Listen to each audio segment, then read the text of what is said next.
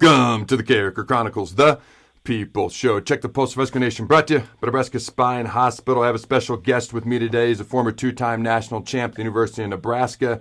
He was a starting rover and also saw some time at will linebacker. He was all Big 12, played 10 years in the league with the Carolina Panthers, and is currently the head football coach at the Campbell Fighting Campbells. Mike Minter, how you doing, my friend? Man, I'm doing great. How you doing?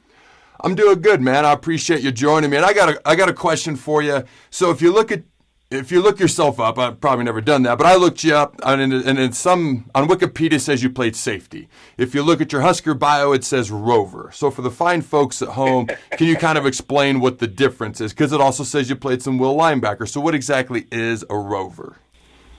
Yeah, well, rover is a safety. It's no difference. People just name the different safeties, whatever they want to name them, right? So a rover is a strong safety. Okay. And that's why you didn't see strong safety in our defense. You saw rover. So they just changed the name. And then when you talk about will linebacker, basically that's the weak side,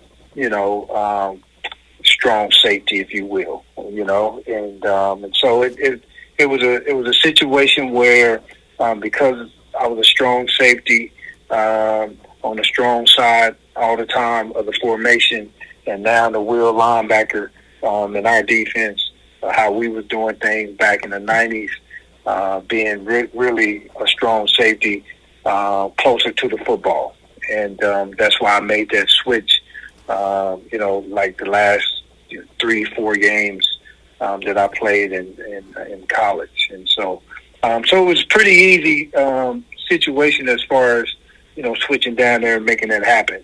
But that's the difference, man. It's just what people want to call it. All right, cool. So what are some of the things that they would have you do at this strong safety spot, the will linebacker spot?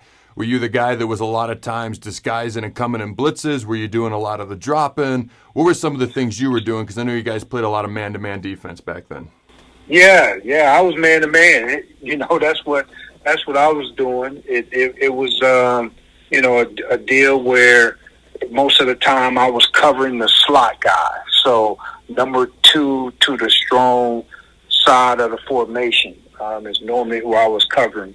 When we came down and covered the tight end, it was mainly the free safety kind of rotating, and then I would rotate back in the middle of the field. The free safety would come down and cover the tight end if he was attached to the line. And so that's basically how we did it, with our defense back in the day.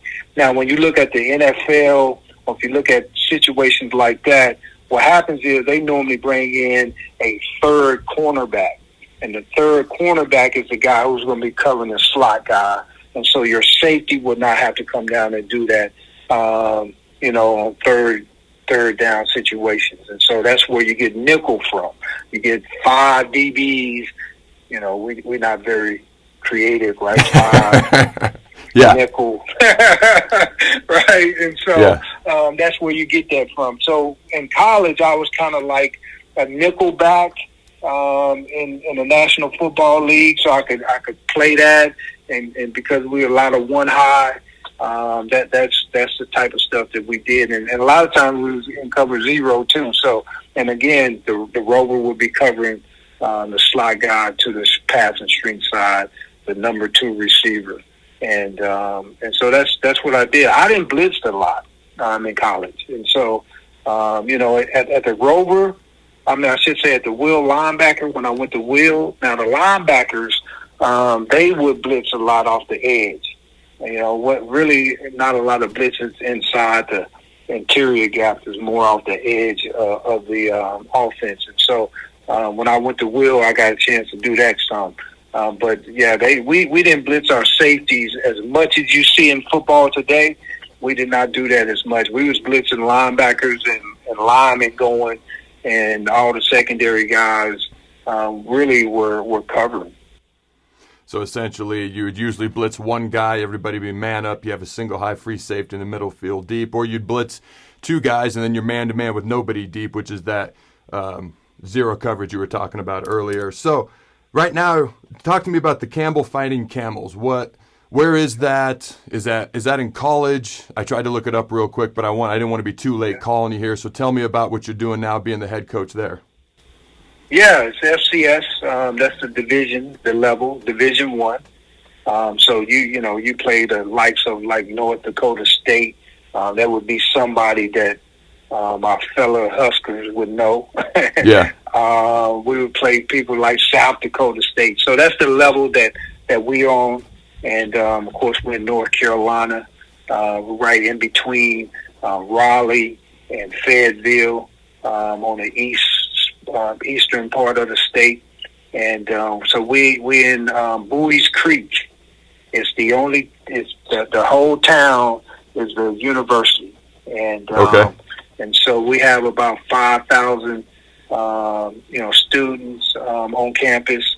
It's really known for their law school. So anybody who is in North Carolina went to Campbell for law school if they're a lawyer. Okay. So that's how Campbell got his name out there.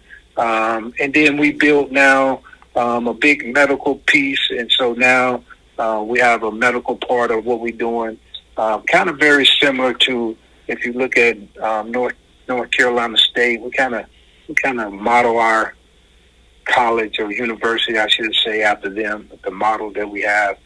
So that's where we at. That's kind of what we dealt, the size of what we do and kind of the layout of the school. Football was brought back, I believe, in 2007, and the first head coach was there 5 years, and then I got the job in 2013 to become the second head coach at Campbell University. Now, when I took the job, even though we was FCS, we was non-scholarship. Okay, and so you got a league called the PFL, the Pioneer Football League, which is Division I football, but no scholarship can be given. And so it's really like an academic league. And so my first thing when I took the job was to be able to say to everybody, let's turn this into a scholarship program, and we will get the backing of the fans. We'll put a product out there that everybody can get excited about. And that's what we did. And so in 5 years, we moved up to scholarship football. And now we play in the Big South. That's the conference that we play in. And so we've been in there 2 years. Of course, our third year would have been last year, but of course, COVID hit. Yeah. And so now, that's where we at, Adam. We started, man. If you think about it, we started when I took the job in 2013. We was dead last in Division I football. I'm talking about ranked in the USA Today. That's tough. I got the article. We was dead last in Division I football, man. And now, in 2019, the last season that we was able to play, we was ranked number 26. So we got all the way up to 26. Nice. So we headed in the right direction, and I really like, the type of football team that we have now, and in 2021, the Camels, man, they're going to be a tough outing for everybody who play them. Nice. That's nicely done. So I don't know how much you get to watch the Huskers nowadays, so maybe this can be a longer answer, maybe it's short if you're not able to watch them too much, but what do you see specifically from the defensive side of the ball and that secondary? They got a lot of talent coming back this year, a lot of starters coming back. Cam Taylor-Britt's going to be the headliner. What are your thoughts on their defense and secondary heading into this season? Well, let me say that this is probably the best defense that we've had in a long time, especially when you talk about the secondary. These guys can play. They can run. They're athletic. They can come up and tackle. I mean, in today's game, with the RPO game and everything that's going on, your safeties and your corners, they have to be, in the run game because they cracking on safeties, and now your corner got to replace, and you got to come up in there and make a tackle. And what you have is you have guys that can make that happen. And I think really, when you look at, as you know, being a guy on the defensive line, man, that's where it starts. It starts up front, and so any defense is going to start right up there. If you don't have any dogs up there, I don't care what you got in the back end. It doesn't matter for sure. And so, yeah, and I think that's the biggest thing that I want to see is I want to see our front be able to dominate. And then that talent in the secondary can kind of show what it's about. I really like Doman. I really love him at that, hybrid linebacker position that they got him playing. He can cover the slot guy, he can cover tight ends, he can come. He's really good in space and making tackles. Effort is unbelievable. So when you got guys like that on the defense, as you know, man, you shut stuff down. And so, that's what I really like about this team right now is they're a veteran football team on defense. And I thought they began to find their stride on defense last year. And I think Coach is doing a great job with them guys and getting them, an identity. I'm starting to see an identity for the first time in a long time on that defense where you can say, okay, I see what they're about. But when you talk about the whole football team, what I like about what Frosty is doing, what he's doing is now he's starting to get bigger. We got to get some size. I mean, the Big Ten is about moving people, length, and now he's doing that in the recruiting class. I was like, now I see where we going, right? 6'6", 6'7", 6'8", really kind of taking the blueprint of what Minnesota did. They kind of built their team around that, and I see that happening. And of course, you're going to have some people who looked at who transferred out. That's just the nature of the beast these days. It's real tough to live in Nebraska. When you're from Florida or from Kentucky or from wherever these people is coming from, and you got COVID on top of that, right? So that's a lot that's going on, and you're not winning. It's great living in Nebraska if you win it, right? For sure. If you're not winning, man, you like I want to go back home, and so I think that's what Scott is doing, man. Is he's moving people out like that. He's getting guys that really want to be there, and he's getting guys with size and speed and athleticism, and I just really look forward to seeing this team. It's a tough schedule, but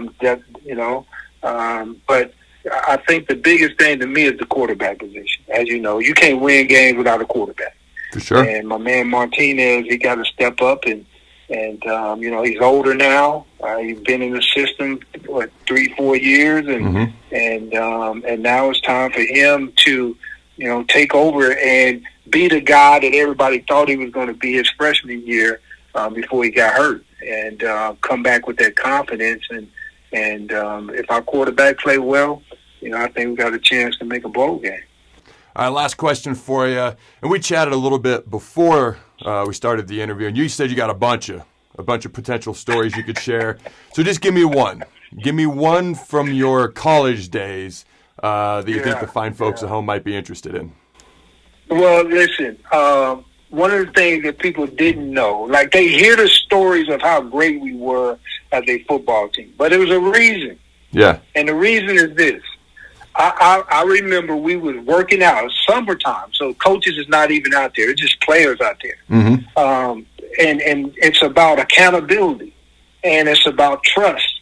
And I remember a walk-on guy was like all of us who were scholarship guys, we was talking, and this walk-on guy was out there working out. And he was on the far side of the football field. And Jason Peters saw this dude walking, right? He didn't do it right. Yeah. This man ran like 70 yards over there and tackled this guy and knocked him out. And guess who was jogging around the field when that happened? Coach Osborne. Oh, man. So Coach was like, come here, Jason. What you doing, man? You can't be doing that. I remember that like it was yesterday. I mean, he was full speed sprint. I know this walk-on kid didn't have a clue of what just hit him and why. But I tell you what, that's why we was great, man. Nobody was excused from working hard and bringing it to to work every single day, man. And so, when the Husker people talk about the 90s teams and, we trying to get back to that and all that, listen, we had guys that man, if you didn't pay the price, you wasn't going to be on our football team, and we were going to make sure of that. That's accountability, man. I appreciate you joining me. Thanks for the story. Thanks for the time, and I appreciate it. And until next time, Husker Nation, go Big Red, and always remember, throw them bones, baby. Thanks again to our sponsor, Nebraska Spine Hospital. Ladies and gentlemen, when it's your spine, you do not want to mess around, and experience matters. That's why you can trust the experts at Nebraska Spine Hospital, the region's only spine-specific hospital. They are the best at what they do.